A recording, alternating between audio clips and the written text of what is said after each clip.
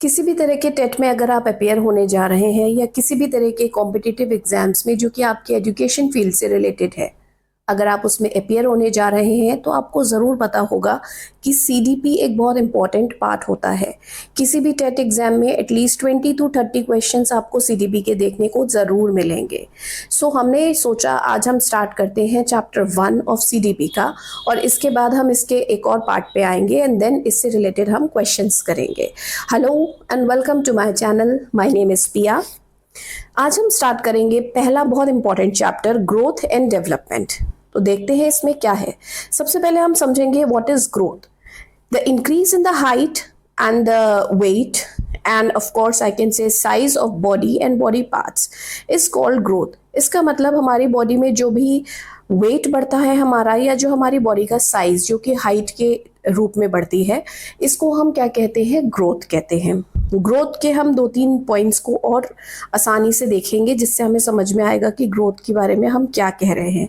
Growth is a narrow concept that deals only with physical development. Growth का मतलब होता है जब हम सिर्फ फिजिकल डेवलपमेंट की बात कर रहे हैं। Growth is quantitative, numerous, which means the changes occurring under growth can be measured, so we can say that growth is measurable। इसका मतलब ये है कि हमारी ग्रोथ जो होती है वो क्वांटिटेटिव होती है, या हम कह सकते हैं कि that can be measured in numbers। अब इसका एग्जाम्पल आप ये देखिए, यहाँ पे नीचे दिया हुआ है कि एक फॉर एन एग्जाम्पल हम देखते हैं हाइट, ठीक है, और वेट। हम ये 2 एग्जाम्पल लेते हैं, एक हम लेते हैं हाइट का एग्जाम्पल, एक हम लेते हैं वेट का एग्जाम्पल, ठीक है। अब मान लीजिए कि अगर मैं हाइट की बात करती हूँ तो हाइट जो है बच्चे की एक सर्टेन एज तक बढ़ती है, उसके बाद रुक जाती है। वेट का क्या है? वेट भी बच्चे का धीरे धीरे बढ़ता है, लेकिन वेट एक ऐसा फिनोमेना है जो कि थ्रू आउट द लाइफ घटता बढ़ता रहता है, ये एक सा नहीं रहता है, depends upon your workout and all, ठीक है। तो ग्रोथ के कंसेप्ट में अगर हम बात कर रहे हैं तो ये क्वांटिटेटिव और न्यूमरस होती है, मतलब हम इसको इंचेस में, फीट में लिख सकते हैं, और वेट को भी नंबर्स में लिख सकते हैं, मतलब इसको मेजर किया जा सकता है। Growth is a process that lasts for a certain period of time. Growth in all organisms occur only for a certain time. After a certain time, growth stops. For example, हम इसका एक example लेते हैं, जैसे कि एक अगर हम बात करें हाइट ऑफ गर्ल्स की, तो height of girls increase till 16 to 18 years. कुछ लोगों में 16 साल तक बढ़ती है, कुछ लोगों में ये 18 साल तक बढ़ती है, कुछ में 16, 17, 18 तीनों ईयर्स में बढ़ती है। मतलब हम ये कहते हैं कि मैक्सिमम टाइम जो होता है 18 ईयर्स हम लेके चलते हैं गर्ल्स में, कि 18 साल तक उनकी हाइट बढ़ सकती है। वहीं अगर हम बात करें हाइट ऑफ बॉयज़ की, तो वो 18 से 22 साल तक की उम्र हम मान के चलते हैं कि बढ़ती है। इसका मतलब क्या है कि एक सर्टेन एज है, इस सर्टेन एज तक ही हाइट बढ़ेगी, इसके बाद बढ़ना रुक जाएगी, ठीक है। तो अब डेवलपमेंट समझते हैं। डेवलपमेंट क्या होता है? Development is a comprehensive process और concept that starts from the prenatal stage that is inside the womb, ठीक है। यानी कि एम्ब्रियो कंसेप्शन से स्टार्ट होता है और ये डेथ तक चलता रहता है।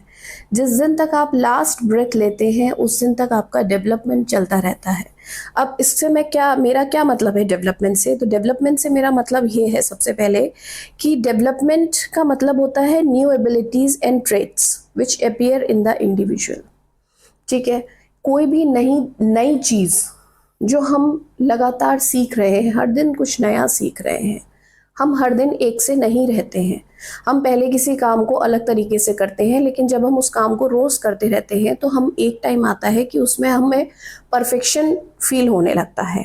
तो इसको हम कहते हैं कि हम न्यू एबिलिटीज़ और न्यू ट्रेट्स को बिहेवियर्स में और थिंकिंग एबिलिटीज़ में हमारे अंदर चेंजेस आते हैं। डेवलपमेंट जो होता है वो फिजिकल होने के साथ साथ क्या होता है? मेंटल डेवलपमेंट होता है, सोशल डेवलपमेंट होता है, emotional, cognitive, moral aspects of life. मतलब डेवलपमेंट सिर्फ फिजिकल नहीं हो रहा है।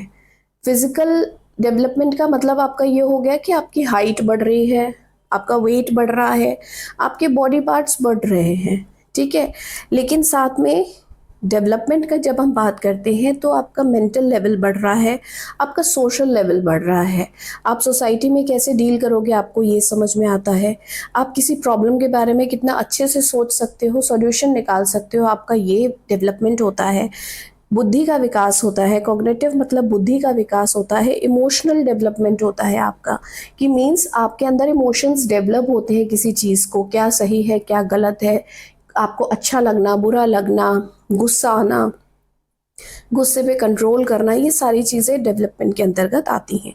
मॉरल एस्पेक्ट्स, आपको मॉरल वैल्यूज़ का ज्ञान होना शुरू हो जाता है, ठीक है। ये वो चीज़ें हैं which can not means we can not measure them. Like आपका मेंटल डेवलपमेंट क्या है, आपका सोशल डेवलपमेंट क्या है, आप कितने इमोशनल हो, इसको हम मेजर नहीं कर सकते नंबर्स में, ठीक है। ये सारी क्या है, these are the qualities, these are your qualities. That is why we say that the development include both quantitative and qualitative qualities. Like जो growth है हमारी, जो हमारी growth है वो किसका पार्ट है, वो डेवलपमेंट का पार्ट है, ठीक है। तो हमारा जो डेवलपमेंट है वो क्वांटिटेटिव भी है क्योंकि हम उसे मेजर कर सकते हैं, और क्वालिटेटिव भी है क्योंकि हम कुछ चीज़ों को मेजर नहीं कर सकते हैं, वो क्वालिटीज़ होती हैं। तो आई होप अभी तक की ये जो दो चीज़ें हैं आपको समझ में आई होंगी। अब हम कुछ प्रिंसिपल्स पढ़ेंगे डेवलपमेंट के, ठीक है। डेवलपमेंट क्या होते हैं, डेवलपमेंट के कुछ सिद्धांत होते हैं। पहला होता है प्रिंसिपल्स ऑफ कंटिन्यूटी, कि डेवलपमेंट एक ऐसा प्रोसेस है जो कंटिन्यू चलता रहता है from the very first day of Inception, जब एम्ब्रियो फॉर्मेशन होता है तब से लेके डेथ तक धीरे धीरे धीरे धीरे धीरे धीरे विकास होता रहता है, ठीक है। It is a never ending process, हम इसको ये भी कहते हैं कि ये एक नेवर एंडिंग प्रोसेस है लाइफ का। दूसरा हमारा प्रिंसिपल है प्रिंसिपल ऑफ इंडिविजुअल डिफरेंसेस। ये प्रिंसिपल हमें ये बताता है कि हर इंडिविजुअल जो है उसका जो डेवलपमेंट पेज है वो एक दूसरे से डिफरेंट होता है। जैसे हमने ग्रोथ की बात करी, उसमें हमने ये समझाया कि 18 साल तक गर्ल्स की हाइट बढ़ती है और 22 साल तक मैक्सिमम बॉयज़ की हाइट बढ़ती है, लेकिन उनका डेवलपमेंट मतलब उनकी बुद्धि का विकास, उनका मेंटल डेवलपमेंट, उनका कॉग्निटिव डेवलपमेंट कैसे हो रहा है, किस स्तर पे हो रहा है, ये दोनों में अलग अलग होगा, ठीक है। हो सकता है किसी का कॉग्निटिव डेवलपमेंट बहुत अच्छा हो जाए लेकिन उसका सोशल डेवलपमेंट अच्छा ना हो पाए, वहीं पे किसी का सोशल डेवलपमेंट बहुत अच्छा हो जाए लेकिन उसका कॉग्निटिव डेवलपमेंट अच्छा ना हो पाए। तो ये दोनों चीज़ें जो हैं एक दूसरे से अलग अलग चलती हैं अकॉर्डिंग टू द इंडिविजुअल। ये डिपेंड करती है किसी भी बच्चे का जो डेवलपमेंट है, ओवरऑल डेवलपमेंट है, वो डिपेंड करता है उसकी हेरिडिटी और उसके इन्वायरमेंटल फैक्टर्स के ऊपर, क्योंकि हर बच्चे की हेरिडिटी अलग होती है, माँ बाप अलग होते हैं, गुण अलग आते हैं, और उसका परिवार में जो इन्वायरमेंट उसको मिलता है वो भी डिफरेंट होता है। तो किसी भी बच्चे की जो डेवलपमेंट होती है वो अलग अलग अलग अलग पेस पे चलती है, एक सी नहीं होती है। तीसरा हमारा प्रिंसिपल है प्रिंसिपल टू जेनरलिटी टू स्पेसिफिसिटी, ठीक है, मतलब सामान्य से स्पेसिफिक चीज़ों की ओर जाना। The development process starts with general responses shown by the child as he she passes through the later stages he she starts exhibiting specific behaviors, ठीक है। अगर मान लीजिए दो बच्चे हैं, नॉर्मल स्टेज में हैं, बचपने में हैं, ठीक है, वो एक सा रिएक्शन करेंगे, जैसे कि भूख लगती है तो वो एक सा रिएक्शन करते हैं at the time of infancy, वो रो के बताते हैं। थोड़े थोड़े वो बड़े होते हैं, हो सकता है कोई बच्चा जल्दी बोलना सीख जाए, वो आपसे कह के मांग ले, या हो सकता है कोई बच्चा देर से बोलना सीखे। तो हर बच्चे का ये बिहेवियर शो करना ये डिफरेंट होता है, ठीक है। टाइम पास होने के साथ साथ वो स्पेसिफिकल बिहेवियर करने लगते हैं अपने अपने हिसाब से। उसके बाद आता है principle of interaction. Principle of interaction कहता है हमसे that it suggest that N individual is the product of heredity and environment, which means that the interaction takes place within the and outside forces of the child। इसका मतलब ये होता है कि हर individual क्या है, हेरिडिटी और एनवायरनमेंट का ही प्रोडक्ट कहा जाता है। किसी भी बच्चे की लाइफ में जो है सबसे ज़्यादा असर जो है वो किसका पड़ता है, हेरिडिटी का और एनवायरनमेंट का। उस बच्चे को वैसा बनने में जैसा वो है, सबसे ज़्यादा जो इफेक्ट डालते हैं वो उसके एनवायरनमेंट और उसका हेरिडिटी इफेक्ट करता है। ठीक है, अब आता है हमारा principle of differentiation in rate. It indicates that the rate of development is different in every individual. For example, girls grow faster than boys at the early stage of development. ये सिद्धांत हमें ये बताता है कि rate of growth is also different. ठीक है, in girls and boys, means girls आपको जल्दी बड़ी हुई नजर आती हैं कि भाई गर्ल्स में ग्रोथ ज़्यादा जल्दी हो रही है, वो लड़कों से ज़्यादा जल्दी चलना सीखती हैं, लड़कों से ज़्यादा जल्दी बोलना सीखती हैं इन कंपैरिजन टू बॉयज। ठीक, अगला हमारा पॉइंट है प्रिंसिपल ऑफ इंटीग्रेशन, एकीकरण का सिद्धांत कहते हैं इसे। It refers to the integration of various aspects of development like physical, moral, mental, social etcetera. ये कहता है कि जो डेवलपमेंट है वो एक ऐसा डेवलपमेंट जो है वो एकीकरण के सिद्धांत पे काम करता है। डेवलपमेंट हर एस्पेक्ट पे होता है, चाहे वो फिजिकल हो, मॉरल हो, मेंटल हो, सोशल हो, सबको साथ लेके चलता है, उसी को हम डेवलपमेंट कहते हैं। प्रिंसिपल ऑफ प्रेडिक्टेबिलिटी मतलब हम पहले से किसी चीज़ को प्रेडिक्ट कर सकते हैं। समटाइम्स डेवलपमेंट इज प्रिडिक्टेबल, कभी कभी डेवलपमेंट प्रिडिक्टेबल होता है। जैसे मान लीजिए एक बच्चे को हम देख रहे हैं, he is very good in sports, वो बहुत अच्छा खेलता है, बचपन से हमने देखा वो बहुत अच्छा खेलता है, तो somehow we can start predicting कि अरे ये बहुत अच्छा प्लेयर बनेगा, इसको ये काम करवाओ, ये बहुत अच्छा है इसमें। या कोई बच्चा डांस में बहुत इंटरेस्ट लेता है बचपन से और डांस करता बहुत अच्छा है, तो हम प्रिडिक्ट करते हैं कि मे बी शी और he is a good dancer, they can become a good dancer. With the help of uniformity of pattern and sequence of development, we can predict the behavior of the child in one or more aspects in a particular stage of his or her growth and development. उसके behavior, specific behavior को देख के हम अपने आप predict करने लगते हैं। जैसे कुछ बच्चों में आदत होती है वो बहुत बोलते हैं, हम predict करते हैं कि भाई ये तो कोई नेता वेता बनेगा, ये बहुत इसके अंदर लीडरशिप क्वालिटीज़ हैं, ये बहुत बोलता है, इसके अंदर एक कैपेबिलिटी है कि ये लोगों को संभाल सकता है, बच्चों को संभाल सकता है। अक्सर हम ऐसे ही बच्चों को मॉनिटर्स भी बना देते हैं, तो हमें दिखता है उनकी कैपेबिलिटी कि हाँ वो ये हैंडल कर सकते हैं। ठीक है, तो हम प्रेडिक्ट कर सकते हैं कुछ बच्चों को देख के। बीइंग अ टीचर, जब आप पढ़ाएंगे या आप पढ़ाते होंगे तो आप भी कुछ बच्चों को देख के अपना प्रेडिक्शंस देते होंगे। Principle of interrelation, the development of an individual is reflected through the balanced interrelation of all aspects of life.